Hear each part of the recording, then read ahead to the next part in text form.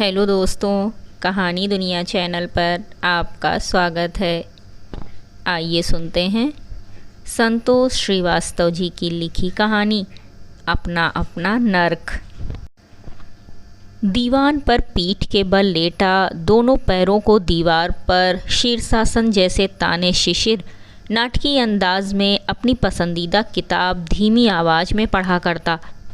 सामने झील पर मंडराते परिंदों में अब कहीं खंजन पक्षी नहीं हैं।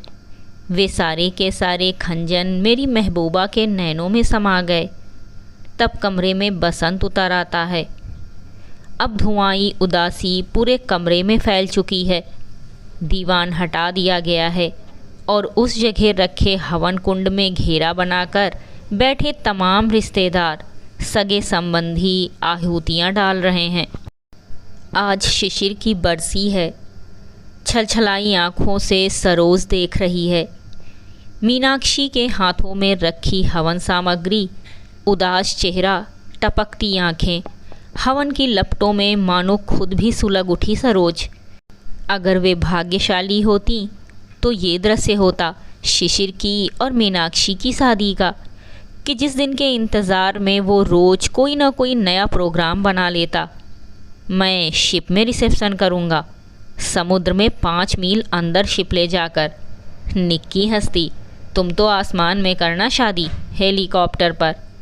फिर आपका क्या होगा बुआ? हेलीकॉप्टर में तो मैं और मीनाक्षी ही बैठ पाएंगे। निक्की के साथ शिशिर की खनकती हंसी पूरे घर में गूंजती रहती कि पीछे से किसी ने उसके दोनों कंधों को दबाया। भरी भरी आंखें छलक पड़ी। साल भर पहले ही वो हाहाकार करती शाम। मेहमानों को विदा कर वो डिनर की तैयारी करने उठी ही थी कि फ़ोन की घंटी बज उठी। हाथ में पकड़ी सब्जी की ट्रे थामे हुए ही रिसीवर उठाया। कोई अजनबी आवाज़ घबराई हुई सी। हेलो, शिशिर के डैडी हैं? जी, आप कौन? मैं नेरल से बोल रहा हूँ। ज़रा शिशिर के डैडी को फ़ोन दीजिए। वो ज़रा बस स्टॉप तक गए हैं, कोई मैसेज हो तो बताएं। जी, वो शिशिर का एक्सीडेंट हो गया है। क्या? कहाँ? कैसे? हाथ की ट्रे गिरने को थी। झपट कर निक्की ने रिसीवर ले लिया। देखिए, आप लोग तुरंत नेरल आ जाएं। वैन का पहिया फिसल गया था। सबको सिर पर चोटें हैं, 2 सीरियस हैं। यहाँ का फ़ोन नंबर और पता नोट कर लें, जल्दी। निक्की ने जल्दी जल्दी पता और फ़ोन नंबर नोट किया। सफ़ेद पड़ती रह रह कर काँपती सरोज को सोफे पर बिठाया और पूरी गंभीरता से बोली, घबराओ मत भाभी, शिशिर को कुछ नहीं हुआ है। सरोज फटी फटी आँखों से शून्य को टटोल रही थी।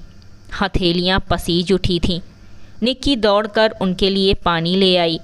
हमेशा भाभी पर निर्भर रहने वाली निक्की कैसी पुरखिन बनकर उन्हें संभाल रही थी।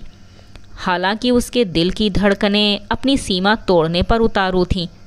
उसका बेहद लाडला शिशिर न जाने किस हाल में होगा। हे सिद्धि विनायक, मेरे शिशिर को कुछ ना हो। मैं 11 मंगल निर्जला व्रत रखूँगी। निक्की ने आंखें मूंद कर मन्नत मांगी। तभी राजेश आ गए।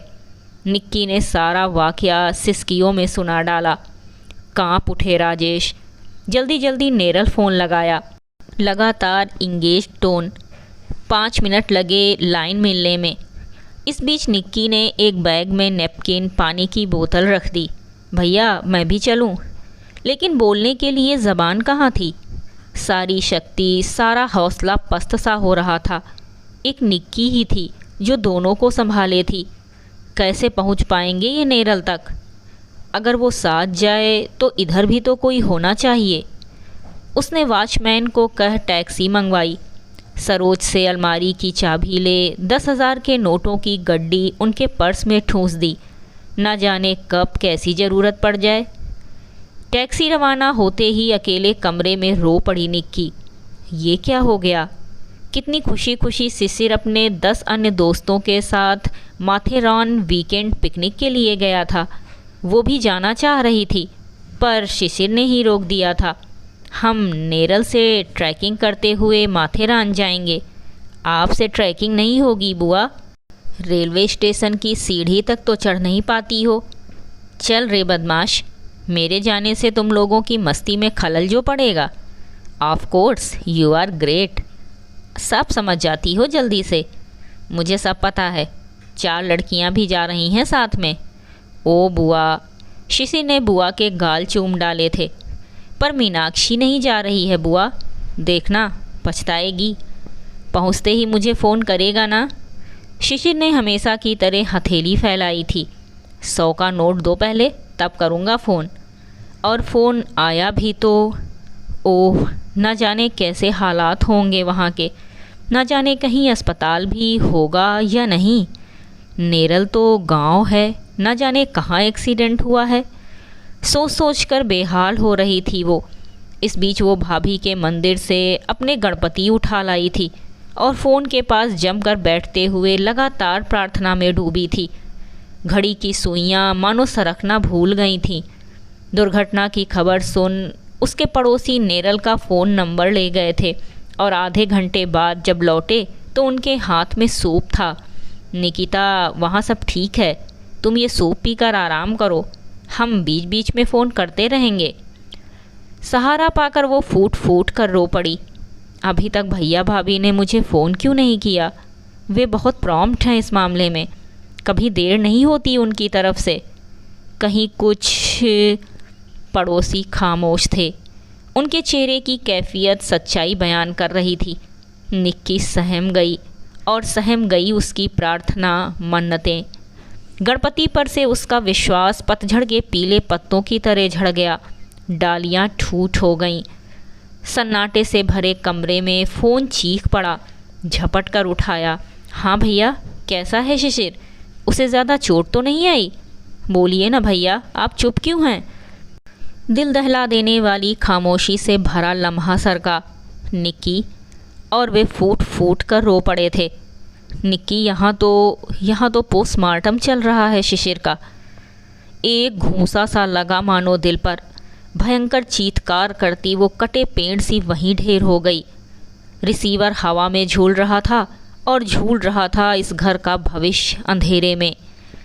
अभी 6 महीने पहले ही तो सॉफ्टवेयर इंजीनियर में उच्चतम अंक प्राप्त कर मेधावी शिशिर को एक विदेशी कंपनी में बेहतरीन जॉब मिला था। बहुत खुश था वो, सरोज और राजेश का इकलौता शिशिर। शादी के कई साल बाद सरोज के शिशिर पैदा हुआ था। सरोज को शिशिर में ही मानो बेटी भी मिल गई थी और बेटा भी। अपने अध्यापन के दौरान सरोज इतनी व्यस्त रहती थी कि घर में कम ही समय दे पाती। देखते देखते दिलंग खड़ा नटखट शिशिर कब बड़ा हो गया, कब उसने अपने नन्हे कंधों पर घर की जिम्मेदारियां ओढ़ लीं, पता ही नहीं चला। उसने देखा था अपने अध्यापक माँ बाप को सीमित आय में तमाम जिम्मेदारियों को ढोते। उसकी महंगी पढ़ाई, कानपुर में बाबा दादी की बुढ़ापे की बीमारियां, 3 कुंवारी बुआओं की सरकती उम्र, और हर महीने भेजा जाता मनी ऑर्डर। तमाम संघर्षों, आर्थिक जटिलताओं के बीच शिशिर ने समझ लिया था कि उसे जो करना है स्वयं करना है। उसकी आंखों में सपने थे।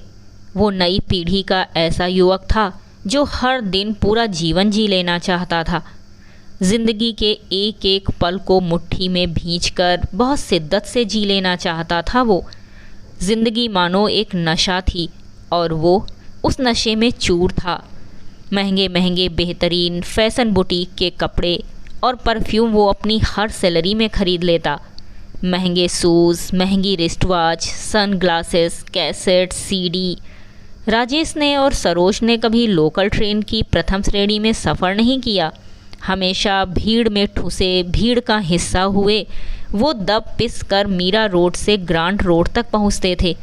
लेकिन शिशिर ने नौकरी लगते ही फर्स्ट क्लास का पास बनवा लिया। सरोज बिगड़ पड़ी। 1 पैसा तो तुम बचा नहीं पाते हो, थोड़ा जोड़ना भी सीखो। अरे मम्मा, पास तो मुझे कंपनी ने दिया है, आने जाने का फर्स्ट क्लास का पास, और ऑफिस में दिन भर कॉफ़ी चाय चाहे जितनी पियो। और मम्मा, जोड़ूं किसके लिए? मोटा बैंक बैलेंस कर लूं खुद को कमियों में रख कर, तरसा कर? ओ मम्मा, तुम पेपर पढ़ लिया करो रोज का। सरोज ने चकित हो शिशिर को देखा। इसमें पेपर पढ़ने की क्या बात है? बात है मम्मा, पेपर रंगे पड़े रहते हैं अंडरवर्ल्ड के लोगों की हफ्ता वसूली से। नहीं मानने पर गुलशन कुमार गोलियों से भून दिया गया। मोटा बैंक बैलेंस वो गुड़ है जो डी गैंग के शूटरों को ततैया बर्र की तरह अपनी तरफ अट्रैक्ट करता है। सरोज ध्यान से शिशिर के चेहरे को देखने लगी थी। क्या इसीलिए शिशिर इतनी सारी तनख्वाह पत्तों की तरह हवा में उड़ा देता है? क्या इसीलिए आज की पीढ़ी कमाने और खर्च करने में विश्वास करती है?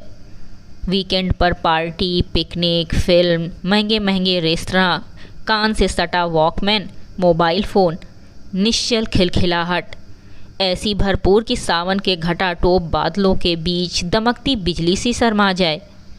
इस पीढ़ी को भविष्य की कोई चिंता नहीं। ये पीढ़ी आज में जीती है।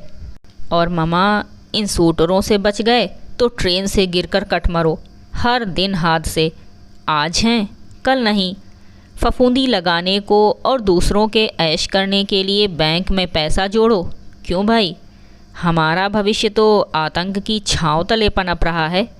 बंदूक की नोक, रेल की पटरी और सड़क पर सहमा खड़ा है हमारा भविष्य। तो मामा जानती हो, हर साल 80,000 जाने जाती हैं सड़क दुर्घटना में।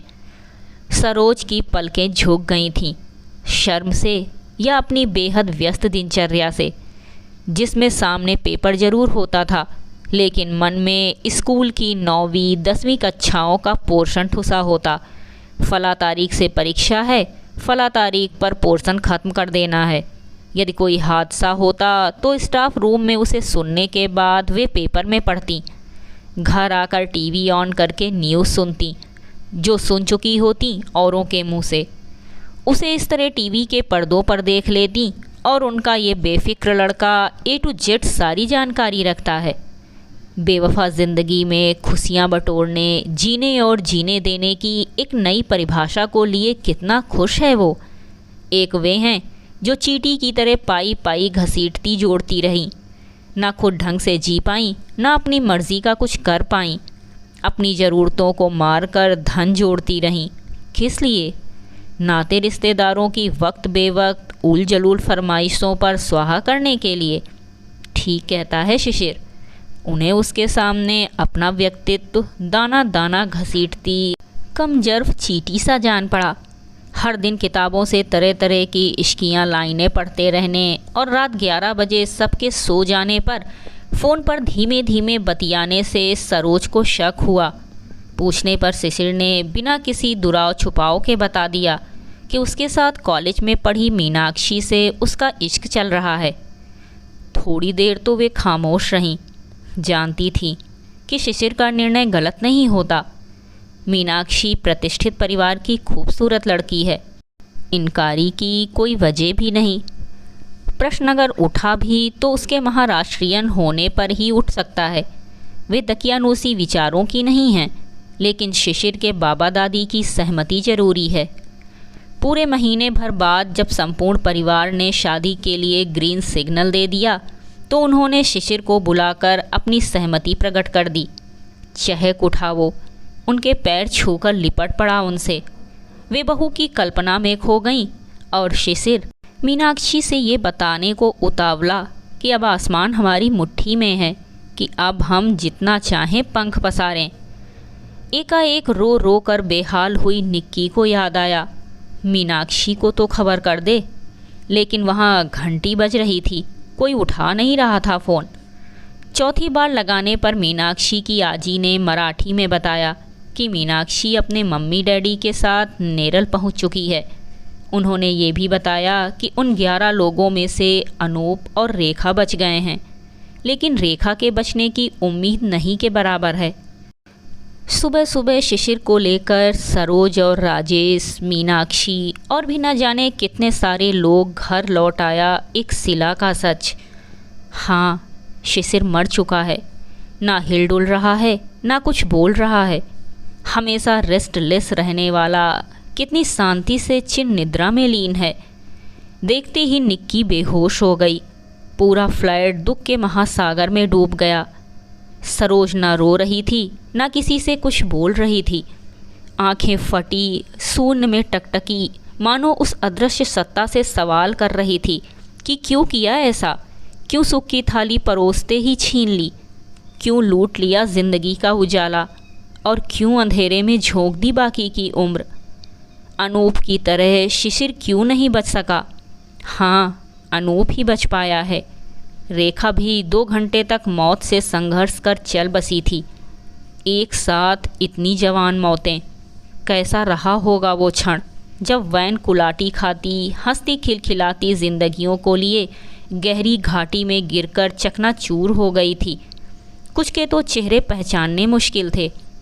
शिशिर की ब्रेन की हड्डी टूट गई थी। खून उबल उबल कर आँख कान नाक से बह चला था। फेफड़े सिकुड़ गए थे। एक डरावनी मौत झेल कर भी शिशिर के चेहरे पर मासूम शांति बिखरी थी। मानो कह रहा है, मैं न कहता था मामा, जिंदगी का कोई भरोसा नहीं, आज है कल नहीं। सहसा वे बेतहासा बिलखती हुई शिशिर के सीने पर जो गिरी तो फिर हफ्तों नहीं उठी। बुखार ने दबोच लिया उन्हें। सदमे के कारण बुखार उतर ही नहीं रहा था। सारे शरीर में दर्द और सूखी खांसी। अनूप की माँ देखने आई। उन्हें सब्र करिए मिसेस वर्मा, वो दिव्य आत्मा थी, अधिक दिन कैसे रहती दुनिया में। काश वो भी बच जाता। जैसे आप अनूप को संभाले हैं, मैं भी संभाल लेती, कम से कम नज़रों के सामने तो रहता। मीनाक्षी कहती है कि हाथ पैर टूट जाते तो टूट जाते, कम से कम शिशिर के होने की तो तसल्ली रहती। अनूप की माँ उनके कंधे से लिपट कर रो पड़ी। सिर पर गहरी चोट लगने से दिमाग में खून जम गया था। तुरंत ऑपरेशन करना पड़ा।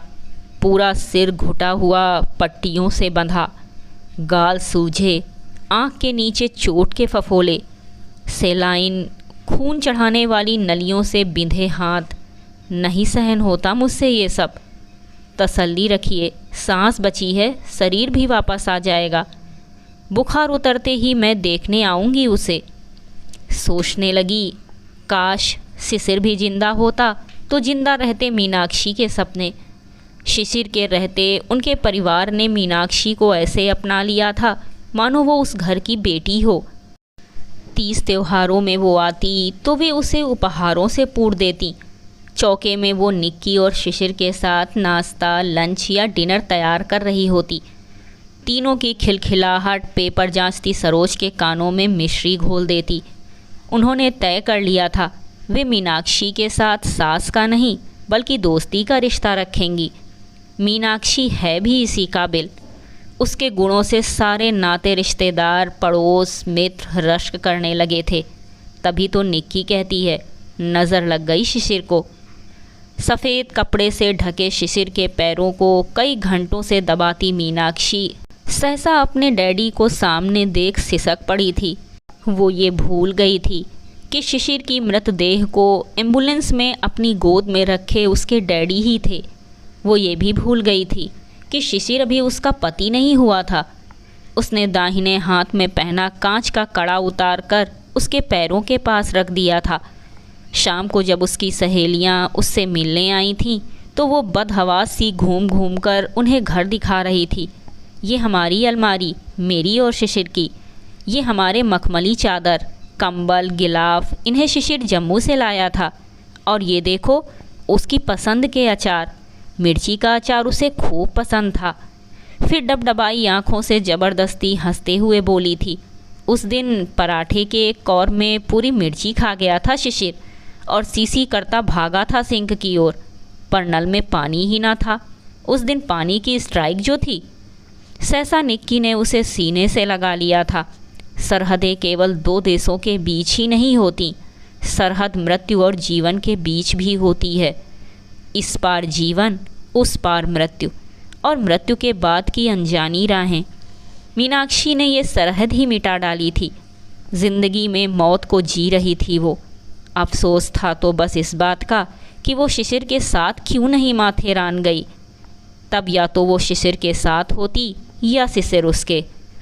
पता है बुआ जी, जिस लड़की के कारण ट्रैकिंग का प्रोग्राम कैंसिल कर सब वैन में बैठकर जा रहे थे, उसका ज़बरदस्त मृत्यु योग था। नहीं मीनाक्षी, मृत्यु योग तो हमारा था। हमारी ज़िंदगी हमसे छिन गई, निक्की ने कहना चाहा था, पर मीनाक्षी के चेहरे की मायूसी ने उसे खामोश कर दिया था।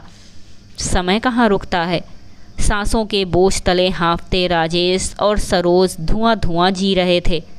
अक्सर अनूप की मम्मी या पापा से भेंट हो जाती, अक्सर वे अस्पताल चले जाते देखने।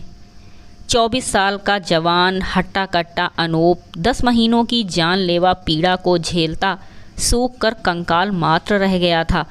चेहरे पर मुर्दनी छाई रहती, जीवन का संकेत देती सांसें ही ये विश्वास दिलाती कि वो जिंदा है। खाना भी नलियों के सहारे, पानी भी नलियों के सहारे, पेशाब भी नलियों के सहारे। नलियों पर टिके इस जीवन को ज़िंदगी देने के लिए कमर तोड़ महंगाई में पाई पाई खर्च करते अनूप के माता पिता। सारे गहने बिक गए, बैंक खाली हो गया, कर्ज का बोझ बढ़ता गया। सरोज ने अपनी 1 महीने की पूरी तनख्वाह ही ये कहकर दे दी कि लौटाने की ना सोचना। मेरे लिए शिशिर समान है अनूप।